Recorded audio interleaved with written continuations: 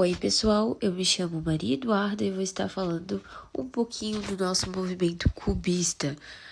Vou estar apresentando para vocês e falando um pouquinho das origens, características, qual é o movimento cubista, as fases e como foi o cubismo no Brasil. Vamos começar falando um pouquinho da origem. O cubismo é o primeiro movimento das vanguardas europeias e surgiu em 1907, com a obra As Senhoritas de Avignon, de Pablo Picasso. O cubismo ele é caracterizado por várias características distintivas, que é o que diferencia da arte tradicional. Por fim, essas características fizeram do cubismo um movimento artístico revolucionário, que influenciou a arte moderna e abriu caminho para o desenvolvimento de várias outras correntes artísticas ao longo do século XX. Um pouquinho das características.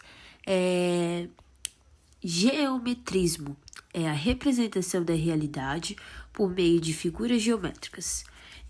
Contém também o antitradicionalismo, que rompe os conceitos de harmonia e proporção, beleza e perspectiva, fragmentação das formas e distorção da realidade. Qual é o movimento cubista? O cubismo foi uma vanguarda artística europeia marcada pelo uso de formas geométricas, surgido no início do século XX na França.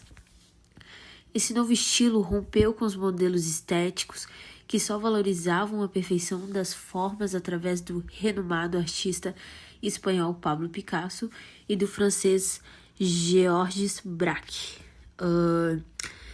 O cubismo ele foi um movimento que influenciou profundamente a arte moderna, pessoal, abrindo caminho para outras correntes, como o cubismo sintético, o construtivismo e o futurismo, e desempenhou um papel fundamental no desenvolvimento da arte abstrata.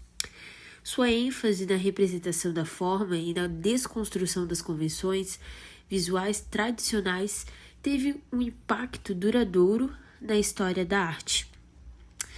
Passando aqui um pouquinho para as fases, então. O cubismo ele é dividido em 3 fases. Fase cezanista ou cezaniana, de 1907 a 1909. A fase analítica ou hermética, de 1909 a 1912. E a fase do cubismo sintético, de 1911. Vou falar um pouquinho de cada um, para a gente ter um pouquinho da ideia de como funciona. A fase cezanista, também chamada de fase pré-analítica, o nome já indica que esse período foi caracterizado pela influência dos trabalhos do artista plástico francês Paul Cézanne. Nessa fase, os artistas começaram suas experiências com as simplificações das formas e mais tarde passaram a representar as figuras dispostas em um mesmo plano. Era como se estivessem abertas na tela, vistas de frente para o público. Um pouquinho da fase analítica. A fase analítica caracterizou-se pela cor moderada, acentuando-se tons de marrons, pretos, cinzas e ocres. Tal escolha das cores se deu, pois o mais importante era a exibição do tema fragmentado, disposto em todos os ângulos possíveis. Esse esfacelamento das formas chegou a níveis tão elevados que ao final as figuras acabaram por se tornarem irreconhecíveis. Sobre a fase do cubismo sintético. O cubismo sintético caracterizou-se pelas cores mais fortes e um retorno ao figurativo, na medida em que buscou tornar as figuras reconhecíveis novamente, mas sem voltar a um tratamento realista. Nessa fase, passa-se a empreender o método de colagem, fixando objetos mais reais na tela, como pedaços de madeira, vidro e metal. Além disso, introduziram recortes de jornais com palavras e números, Esses recursos eram utilizados a fim de extrapolar os limites das sensações visuais que a pintura insinua, explorando os sentidos do tato também. Pessoal, sobre o cubismo no Brasil. Olha, não tem muito o que dizer o cubismo no Brasil, porque não foi um movimento tão forte assim.